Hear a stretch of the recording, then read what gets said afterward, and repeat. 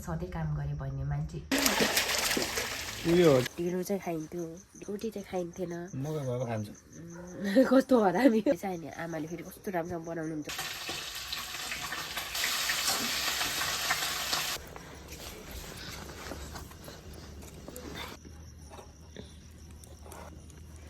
मलाई त चिप्ले किरा जस्तो तिल तिल टल्किने बनाइदिनु हुन्छ। झाडु बनाउने काम मिस्टर पुनको छ। घरमा काम के अरे बाडाबाड छ कि है। एकदमै मलाई लुगा लगाएको छ। 3 दिन भइसक्यो म लुगाले फरस्त भएको तर त्यस्तो खाऊ कि देखाउ न।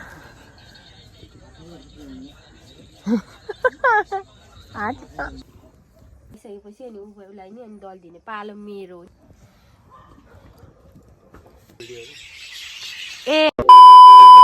हेलो एभ्रिवान, सम्पूर्णलाई झोले नमस्ते। हजुरहरूलाई स्वागत छ अचन गौतम गरेर युट्युब च्यानलमा।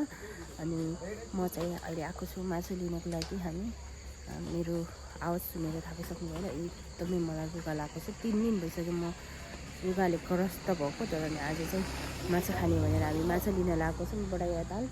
अब हामी यहाँ माछा झिकेर लान्छौँ। आजको यो मेरो कस्तो हुन्छ हजुरहरूलाई देखाउँछु।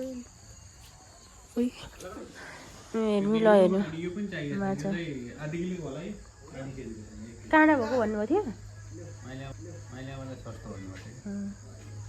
यो कसरी छ केजीको? 270 माछा है माछा लिन। यतापट्टिको हाम्रो लागि यसरी के हो यस्तो उठ्छ यो माछा। उहाँबाट उफ्रेर मेरो मुखैभरि छिटा पारिदियो र माछा च्याप्टो हुन्छ नि माछा। त्यसलाई के भन्छ? त्यो राम्रो हुन्छ पनि माछा छ हो यो उफ्रेको हो कि माछै परेन। ए अब यसरी हो, यसरी बनाउँछ पानी के अरे माछा नपरेर अब जालको लौ त्यसरी।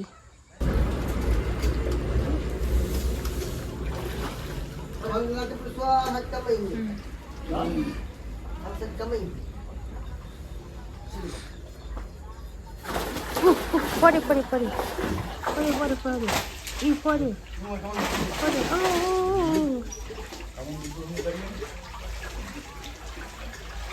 उल्टा पऱ्यो।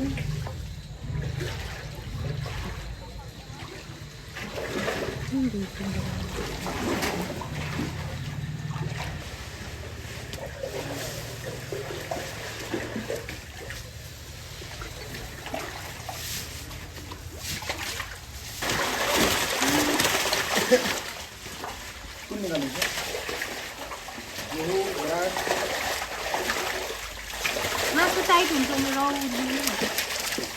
उयो त्यहाँ कमान गाड ठुलो होइन यो प्याज परेको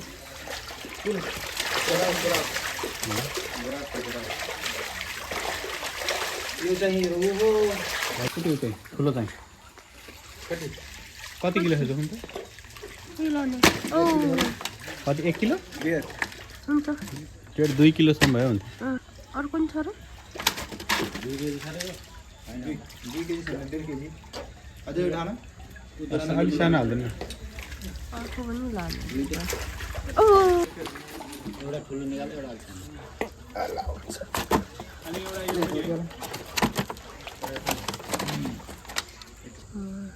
काट हाल्दै मारे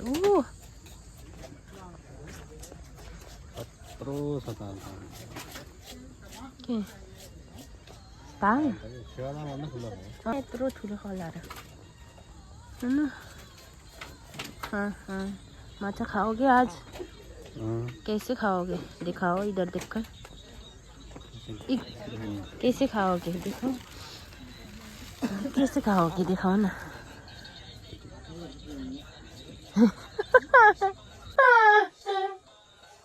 आज कतै हामी मचिएर खाट कति सानो एउटा भालेको आधा भाग राख्नुपर्छ नि जान्नु अनि पर्दैन नकराउनु ल।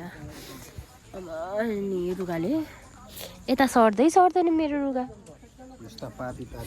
पापी होइन मलाई कम्ता सर्ट लुगा सन्चो हुन लाग्यो खोकी लाग्नु लाग्यो 3 दिन यस्तो डेन्जर रुगा लाग्यो आज अलिकति 20 को 19 18 भएको छ माछा खाएर सट्लक्कै जेरो बनाउने हो माछा चाहिँ खासमा नुहागी खाने हैन नुहागी खाने भन्ने हाम्रो नयाँ चामल खाने बेलामा चाहिँ खाने भनेको थियौँ तर 2-3 दिन अगाडि नै हामीले माछा खानुपर्ने भयो किनकि बिकज अर्चनाको कारणले गर्दाखेरि अर्चनालाई रुगा लाग्यो त्यसैले अब नुहागी चाहिँ हामी खान्छौँ शनिबार खान्छौँ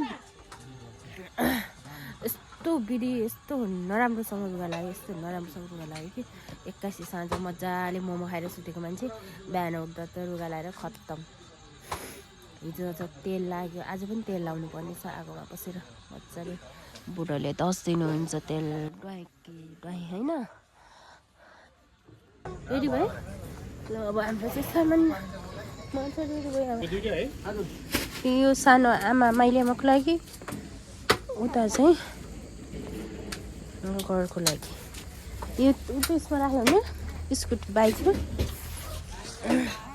ल अब हामी घरतिर लाग्यौँ यसो गएर पकाउनेछौँ अनि हामी खानेछौँ किनेर टिस्यु छैन यहाँभित्र हाल्नु पर्दैन यहाँ रहेको छ बडाया तालमा सबै पानी सुकेको छ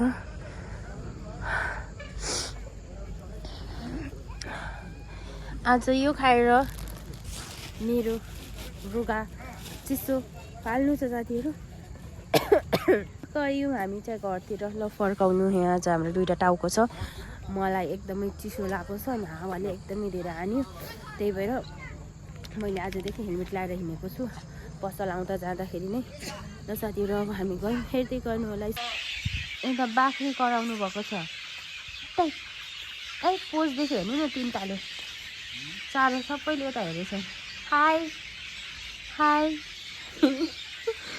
हेर्नु यो त आएको चरा फेरि यता चाहिँ आमाको खाना पाक्दैछ आमा के बनाउँदै आमाको त दुध पाक्दैछ दुध पाक्दैछ अब खाने दुध कि दही बनाउने दही बनाउने धेरै रहेछ त 1 लिटर भन्दा धेरै खाना पनि यही पकाउने हामी त्यो भिडियोमा के गरेर बनाउनु पर्छ म देखाइदिन्छु हुन्छ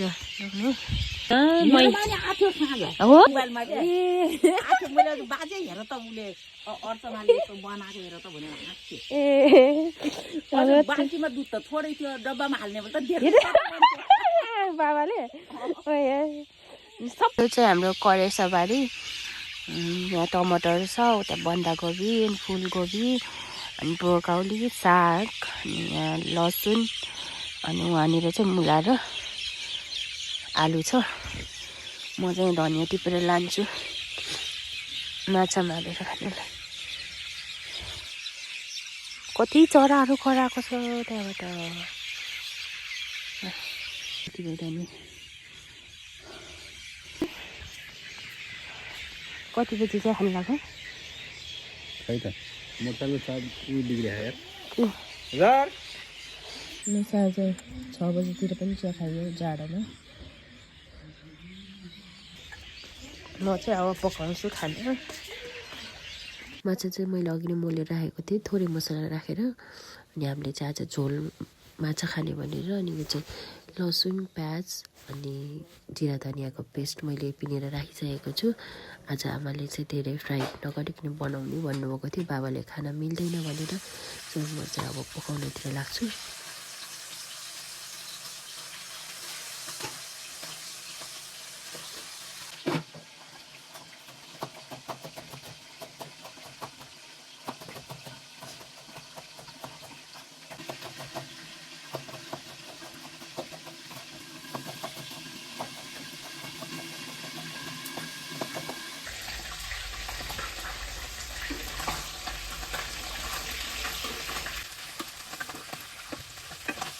ल मैले चाहिँ माछा फ्राई गरेर सकेँ अलिअलि रातो मात्रै बनाएको किनकि हामीले चाहिँ झोल खाने माछा सुप त्यसैले यो चाहिँ काँचो यतिकै राख्यो भने चाहिँ खोलिन्छ भनेर अनि यता चाहिँ आमाले रोटी हाल्दै हुनुहुन्छ। कस्तो मजाले हाल्नुहुन्छ, मजाको हुन्छ। यो चाहिँ हाम्रो घरकै मकैको पिठोको रोटी हो। यस्तो मजाले फुलेको हुन्छ कि सुन्दर हुन्छ, कस्तो कुरुम कुरुम हुन्छ है। अब यो चाहिँ रोटी हाल्न चाहिँ मैले पनि सिक्नुपर्ने छ। आमाले जस्तै अलि आगोमा पकाउन त अलिकति गाह्रो हुन्छ, तर पनि म सिक्नेछु रोटी हाल्न आमासँग। यो रोटी चाहिँ बाबाको लागि हो अनि आमाले चाहिँ सधैँ डेली हालिदिनुहुन्छ बाबाको लागि। बाबाले चाहिँ गहुँको खानुहुन्न, मकैको नै खानुहुन्छ धेरै जस्तो। अनि यहाँ पनि हामीले पनि खान्छौँ, एकदमै गुलियो मिठो हुन्छ। अब चाहिँ म भित्र गएँ, यता गाउँ डुली हेरेँ माछा, मैले पकाएको माछा खान पाइँदैन कि, खान पाइँदैन, माछा खानु पाउँदैन, खानु गाउँ डुलेर आउने माछा खाने यहाँ आउनुको कति मिठो होला घरको त के। अब हामी चाहिँ खाना खान्छौँ। यहाँ मैले खाएकै छैन, तर मिस्टर पुनले अर्कोचोटि थप्ने बेला भइसक्यो। अनि यता चाहिँ बाबा खानुभएको छ माथि।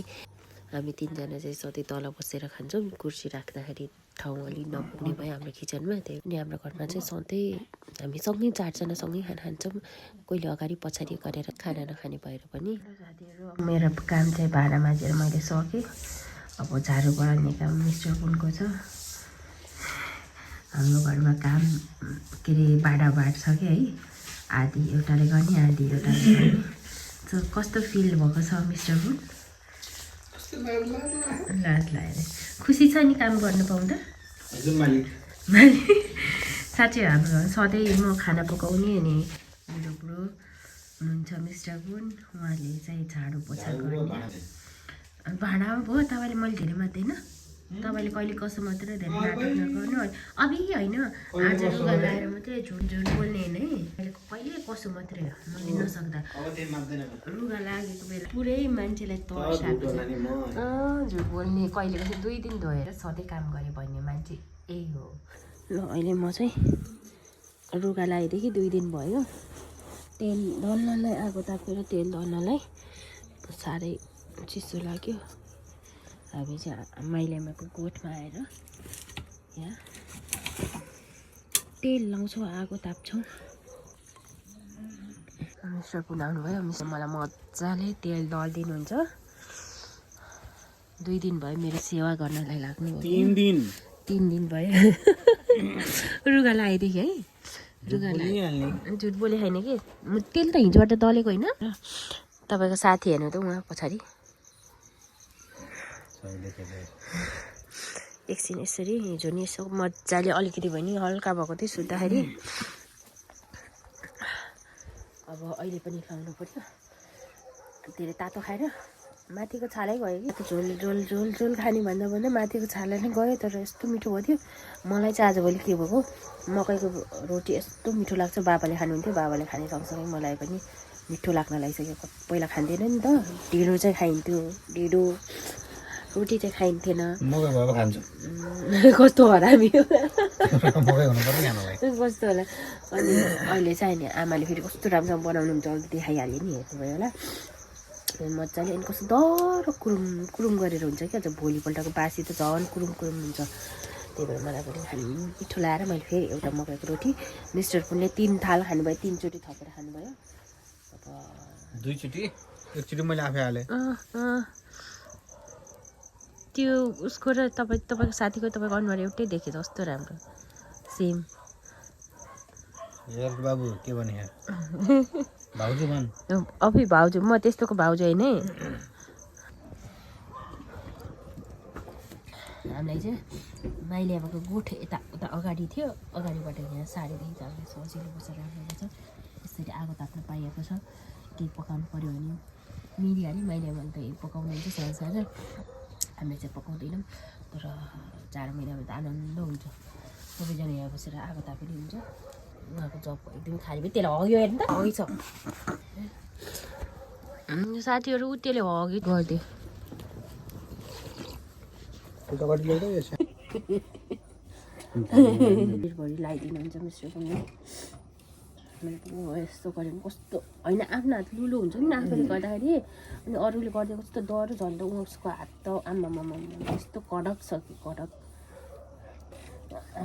धेरै दल्ने होइन कि तेल मसाल्नु धेरै तेल नलाउनु कि पुरा मलाई त चिप्ले किरा जस्तो तिल टल्किने बनाइदिनु हुन्छ तेलमै डुबाएर निकाल्ने हजुर भोलि त नुहाउने हो साथीहरू साँच्चै मनाउनको 4 दिन भयो आज म डेली बिहान नुहाउने त्यही बिहान नुहाएर यस्तो भयो डेली एक दिन पनि खाली हुन्छ बिहिबार मात्र नुहाउने कस्तो बिहिबार पूजा गर्दा तपाईँले पूजा गर्नु न त डेली पूजा गर्छु डेली पूजा गर्दाखेरि बिहान सधैँ नुहाउने भएर अब चिसो नि लाग्यो नि त ठ्याक्कै स्टार्ट भएर होला मलाई त घरमा सबैभन्दा अगाडि मलाई नै चिसो लाग्यो कि अनि अब मैले चाहिँ योचोटि अहिले चाहिँ कति ठ्याक्क 4 दिन भयो नुहाएको भोलि चाहिँ नाटक कहिले त्यस्तो गर्नु त छैन त्यसले